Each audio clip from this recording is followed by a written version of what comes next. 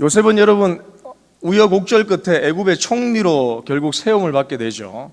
그리고 형제들을 만나게 됩니다. 그 만나는 가운데에 애굽의 신앙적 고백이 있습니다. 그것은 무엇이냐? 이 모든 어려움을 뒤로한 채에 하나님께서 자신을 애굽으로 먼저 보내셨다라고 고백하죠. 형제들이 바라보는, 즉 인간적인 관점으로 바라보는 해석과는 전혀 다른 해석을, 신앙적 해석을 요셉은 내어놓았습니다. 7년간의 풍년과 7년간의 흉년에 관한 꿈의 해석, 그리고 7년의 풍년 이후에 7년의 흉년이 찾아올 때에 그 상황을 대처하는 지혜는 애굽의 모든 사람들 중에 어느 누구도 감히 따라오지 못하는 지혜였습니다. 그 지혜를 요셉이 가지고 있었던 것이죠. 그리고 여러분, 오늘 본문 23절부터 26절을 보면 요셉이 실행한 토지법으로 인해서 애굽의 백성들과 또한 그의 가족들은 그 어려움을 극복할 수 있었습니다. 25절을 보십시오. 25절 이렇게 말씀하죠. 주께서 우리를 살리셨사오니 우리가 주께 은혜를 입고. 왜 요셉이 애굽으로 오게 되었는지에 대한 명확한 답이 여기 성경에 나타나 있습니다. 어제도 여러분 말씀을 통하여 들었던 것처럼, 말씀처럼 무엇입니까? 사람을 살리기 위해서, 생명을 살리기 위해서 요셉이 애굽의 총리로 임명된 것이죠. 그리고 여러분 마찬가지입니다. 야곱도 가나안에서 기근으로 인해 굶어 죽는 인생이 아니라 마지막까지 환난과 어려움 속에서 끝나는 인생이 아니라 결국 자신의 생애의 마지막을 하나님의 약속과 말씀을 성취해 간다는 것을 오늘 본문을 통해서 말씀해 주고 있다는 것입니다. 보여주고 있다는 것이죠. 야곱의 그 마지막 생애의 고백을 통하여서 야곱의 생애에 누가 함께 하셨는지, 어떻게 야곱의 생애를 하나님께서 이끌어 가셨는지에 대하여 야곱의 고백을 통해 나오고 있다는 것입니다. 특별히 오늘 본문 27절부터 31절은 파란만장한 생을 살아온 야곱이 죽음을 앞두고 요셉에게 하나님의 언약에 근거한 당부를 하고 있는 내용입니다. 그냥 야곱이 자기 생각을 그냥 드러내는 것이 아니라 하나님께서 야곱에게 하신 그 언약의 말씀을 붙들고 지금 요셉에게 당부하고 있다는 것이죠. 마지막을 어떻게 보내야 될 것인지. 그중에 여러분 27절과 28절은 야곱이 애굽으로 이주한 이래 17년의 세월을 보냈다라고 말씀하고 있죠. 그리고 29절부터 31절은 이제 자신의 생애가 얼마 남지 않았음을 깨달은 야곱이 요셉에게 자신이 죽으면 그 시신을 가나안 땅 조상의 묘에 장사하도록 부탁하고 있습니다. 고센 땅에 정착한 17년 동안 그는 그의 자손이 그곳에서 생육하며 번성하리라는 하나님의 약속이 성취되어 나가는 과정을 눈으로 지켜보았습니다. 그것이 하나님께서 거짓말이 아니라 진짜 우리를 살리시고 나에게 하신 약속의 말씀이 성취되는구나라는 것을 야곱이 그 언약의 말씀을 사실적으로 눈으로 경험하고 그 증거를 보았다는 것이죠. 그래서 여러분 27절은 이렇게 말씀합니다. 27절 우리 다 같이 한번 읽어보겠습니다. 시작. 이스라엘 족속이 애굽 고센 땅에 거주하며 거기서 생업을 얻고 생육하고 번성하였더라. 요셉이 토지법을 통해서 사람을 살리는 이후에 바로 이어지는 여러분 말씀이 무엇이냐면 이스라엘 족속이, 즉 야곱의 족속이 고센 땅에 거주했는데 애굽으로 와서 정착했는데 거기서 생업을 얻고 생육하고 번성했다는 겁니다. 가나안 땅이 아니라 애굽 땅에 와서 거기서 생육하고 번성했다는 것입니다. 고생과 환난이 끝이 아니었다는 것이죠. 지금까지 경험했던 야곱의 모든 인생의 그 결론이 고생으로 끝나는 것이 아니라 환난을 겪으면서 인생이 마무리되는 것이 아니라 결국 하나님이 말씀하시고 약속하신 대로 이루어지는, 즉 복으로 변해가는 사실을 확인한 이 야곱에게 인생이란 무엇이냐, 하나님 안에서 얼마나 그 인생이 복된 것인지를 깨달아 경험하게 됐다는 겁니다. 그 마지막 순간에 야곱이 그것을 경험하고 보게 되었다는 것이죠.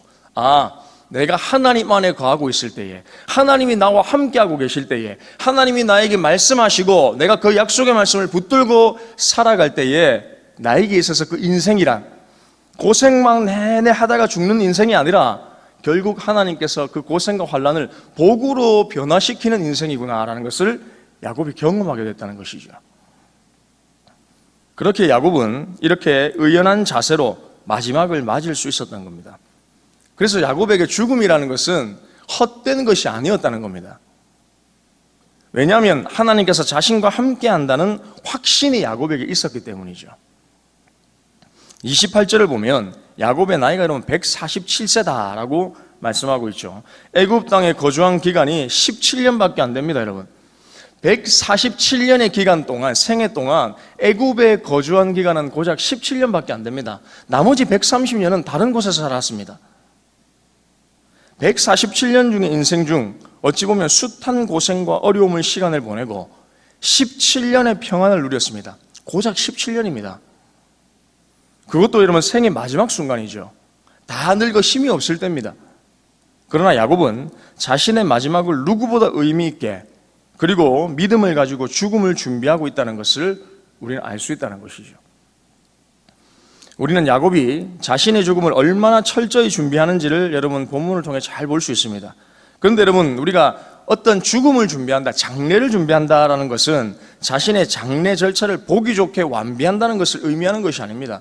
오늘 야곱이, 즉 성경에서 이야기하는 죽음을 준비하는 것은 그런 의미가 아니라는 겁니다.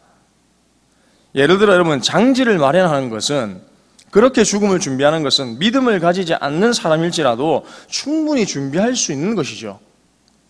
권세와 돈을 지닌 많은 사람들이 수없이 해온 준비입니다. 언제든지 할 수 있는 준비입니다.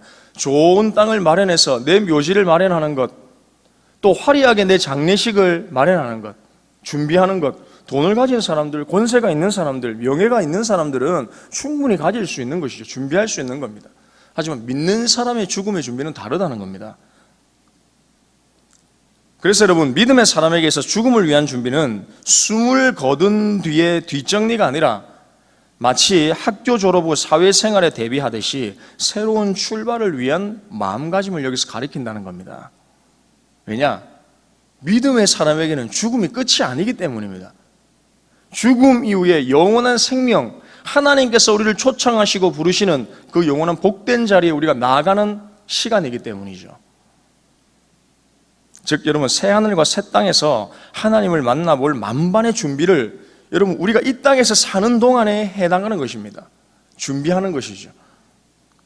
따라서 육체의 죽음을 영원한 종말로 여기는 자에게 죽음을 준비하는 것은 어불성설입니다. 결코 해낼 수 없습니다. 이 땅에서가 마지막이구나, 종말이구나 라고 생각하는 사람에게 성경적인 장래의 준비는 절대 있을 수 없다는 겁니다.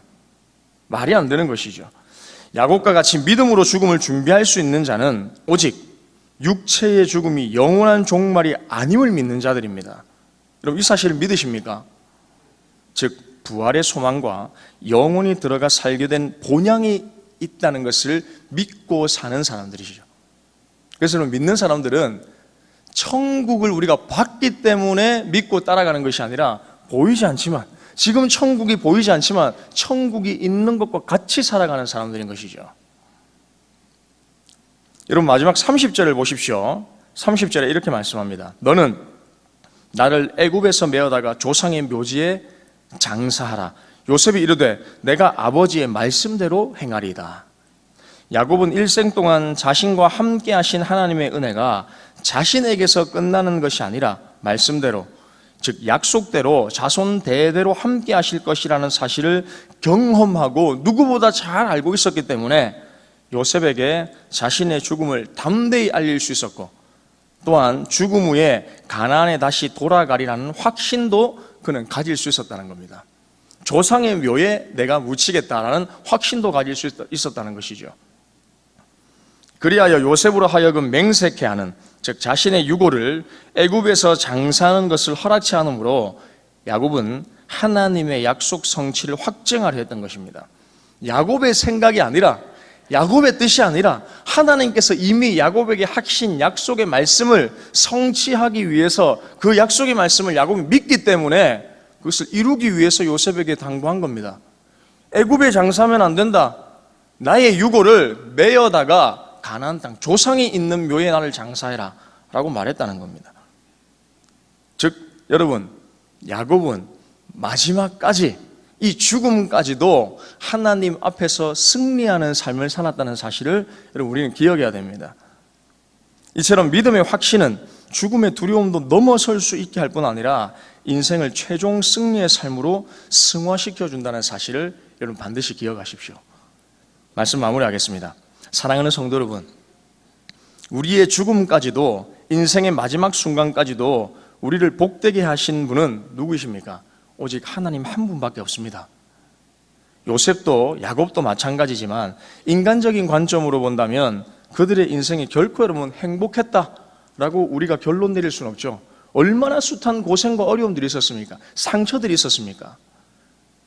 그러나 숱한 고생과 어려움의 뒤편에 계신 하나님의 손길을 야곱은 알고 경험했기에 죽음의 순간을 원망하지 않고 의연하게 믿음으로 나아갈 수 있었던 것입니다. 그러므로 우리는 여러분 늘 기억해야 됩니다. 지금의 이 순간이 끝이 아니라 영원한 우리의 본향이 있다는 사실을 여러분 믿으십시오. 믿음으로 우리의 최종적인 승리를 바라보시기를 축복합니다. 그래서 야곱과 같은 믿음의 고백으로 마지막까지 하나님의 약속을 끝까지 신뢰하며 죽음까지도 승리하게 하시는 하나님께 믿음으로 우리의 생애를 오늘도 맡겨드리며 살아가는 저와 우리 동부교회 모든 성도님들 다 되시기를 주님의 이름으로 축복합니다. 이 시간 화면에 나와 있는 우리 기도 제목 두 가지를 읽고 기도하겠습니다. 기도 제목 읽겠습니다. 시작. 하나님만이 우리 인생의 유일하고 영원한 복임을 알게 하옵소서. 우리의 마지막까지도 승리케 하시는 하나님을 신뢰하게 하옵소서. 아멘. 기도하겠습니다. 하나님, 그렇습니다. 요셉도 마찬가지고 야곱도 마찬가지입니다. 147년의 인생 가운데에 숱한 고생과 어려움 속에 놓여 있었지만 마지막 17년 애굽 땅에서 하나님 말씀하신 것처럼 생육하고 그들이 번성했던 것을 눈으로 확인하고 그것들을 직접 경험했습니다. 야곱과 함께 하시는 하나님께서 야곱의 인생을 어떻게 이끌어 가시고 어떻게 또한 마무리하시는지를 야곱은 누구보다 잘 경험했다는 것을 기억합니다. 오늘날 우리의 인생도 마찬가지입니다. 숱한 어려움과 우리 뜻대로 이루어지지 않는 여러 문제와 어려움들이 있지만 그럼에도 불구하고 하나님께서 우리의 인생을, 우리의 삶을 붙들고 계신다면 그것이 영원한 우리의 복이 되는 것을 분명하게 믿으며 살아갈 수 있도록 축복하여 주시옵소서. 또한 이 땅에서의 삶이 마지막이 아니라 우리의 영원한 본향이 있다는 사실을 분명하게 믿으며 야곱과 같은 믿음으로 하나님을 끝까지 신뢰하고 주님만을 바라보는 인생 되어질 수 있도록 축복하여 주시옵소서. 감사를 드립니다. 예수님의 이름으로 기도합니다. 아멘.